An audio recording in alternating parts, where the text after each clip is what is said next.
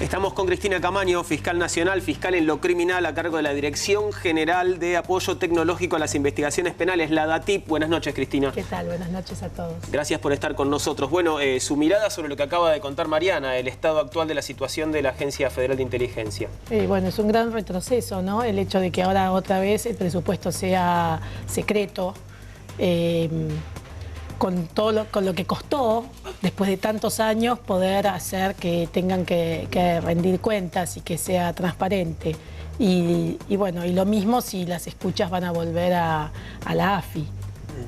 Ya de movida pensemos que volver al Ejecutivo va a generar nuevamente esa connivencia que se daba y que ya de alguna manera también se está dando en el sentido de los jueces federales con los servicios de inteligencia, ¿no es así? O sea, todos los jueces federales tienen un servicio amigo con el que pueden hablar o hacer ese tipo de cosas que nosotros, por supuesto, cuando asumimos, buscábamos dos cosas, que fue lo que me solicitó la Procuradora General de la Nación, Alejandra Gil Carbó, que era transparencia y eficiencia.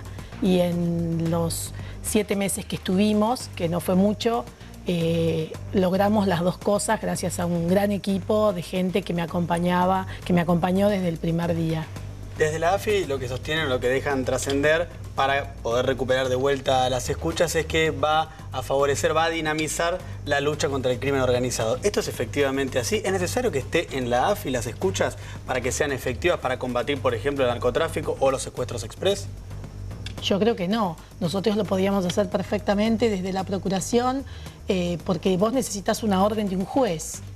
Y entonces nos parecía que con el nuevo código que debería salir, que fue aplazado también por este gobierno, tenía que entrar en vigencia el 1 de marzo, que es netamente acusatorio, qué mejor que sea el fiscal, o sea, un fiscal a cargo de la AFI o el Ministerio Público Fiscal, y con las órdenes del juez se hacían las escuchas. Bueno, eso ahora, más allá, y no quiero entrar en ningún tipo de conflicto, más allá de que volver a que las escuchas estén en el Ejecutivo implica que las tenga de alguna manera el presidente, que sigue estando procesado por escuchas ilegales. O sea, otro temita, ¿no? Bueno, al límite, ¿no? Bueno, lo desprocesó Casanelo. No lo desprocesaron, pidieron el sobreseimiento. La Cámara todavía no se expidió porque fue apelado eso. O sea que sigue procesado. ¿Qué son las escuchas? Para que la gente entienda cuando hablamos de escuchas, ¿de qué se trata? ¿Cómo se hacen? ¿Para qué sirven?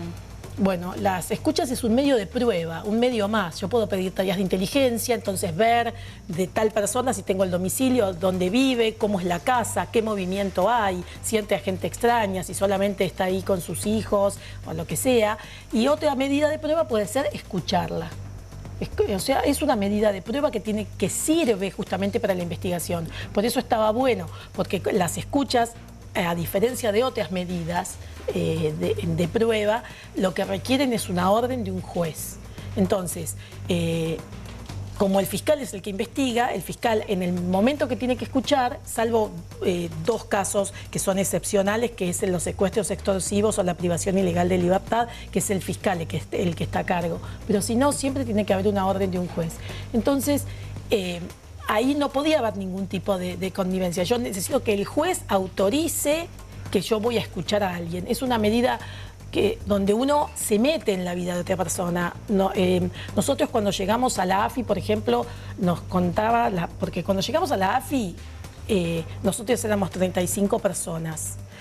En la AFI había más de 150, que no eran AFI, eran CIDE.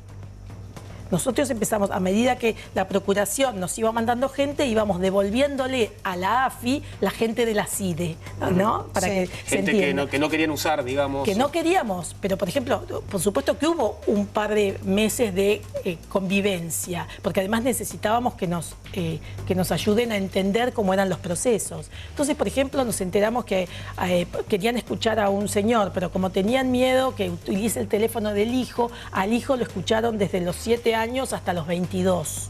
Entonces la persona que lo escuchó decía, yo lo oí crecer.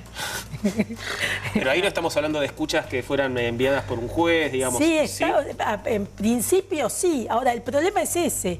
Nosotros encontramos escuchas que tenían más de 10 años. Llamábamos al O sea, que juzgado. duraban 10 años. Claro. Sí, duraban 10 años. Llamábamos al tribunal y el tribunal decía, no sé de qué me estás hablando. No, ese juez que se jubiló, se murió, está en otro lado. No, o sea, se olvidaban. Ahora, ¿hay Claro. en algún punto una vuelta de un sector de los servicios de inteligencia que fue desplazado, el de Jaime Estiuso? Digo esto porque hay varios sectores del ámbito judicial que están señalando eso, que hay un retorno. ¿Vos qué Si mirada la AFI tenés? vuelve la CIDE. Porque la AFI estuvo muy poquito tiempo y como tal, o sea, no tuvo tiempo de cambiar toda la gente. Los que cambiaron fue que estaba el doctor Parrilli, Juan Martín Mena y bueno, y algunos jefes de sectores. Pero la realidad es que si le entregan otra vez las escuchas a la AFI, se las están entregando a la CIDE. No sé si puntualmente Estiuso, pero sí te puedo decir que van a tener, o sea, van a tener gente de la CIDE nuevamente metidas en Avenida de los Incas. ¿Y por qué, digamos?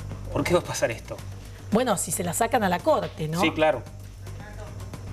Digo, ¿por qué esta decisión es la pregunta? Bueno, en principio, a ver, nosotros tuvimos una eficiencia tan buena, por decir, queda mal que lo diga yo, pero que ahora se están quejando los mismos jueces, fiscales y las fuerzas de seguridad, como que desde que la Corte se hizo cargo hay ciertos inconvenientes.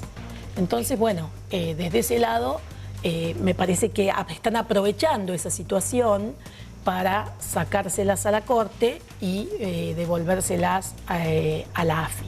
¿Cuál es tu evaluación respecto de cómo actuó el kirchnerismo durante sus años en el gobierno? Porque pareció reaccionar tarde, ¿no? Respecto de los cambios. Mira, yo no sé nunca cuándo es tarde y cuándo es temprano, cuando vos estás en el Ejecutivo. Porque yo estuve 3 años en el Ejecutivo cuando se creó el Ministerio de Seguridad. Y la coyuntura te come el día. Entonces, cuando que vos tenés un plan, pero que a veces no lo podés hacer en el momento que vos querés, lo bueno es hacerlo. Yo igual tenía una ministra como era Nilda Garré que te decía, hacelo hoy porque mañana no sabemos si estamos. Y fue tal cual. De un día para el otro, bueno, yo me quedé 6 meses más, pero a ella la mandaron a Washington. Entonces es como que lo que no haces, no lo haces más. Hay que hacerlo. Pero a veces no es el tema de...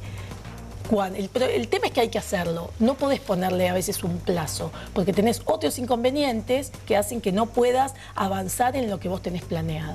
Es difícil el Ejecutivo. Cristina, muchas gracias por habernos acompañado esta noche en Día Cero.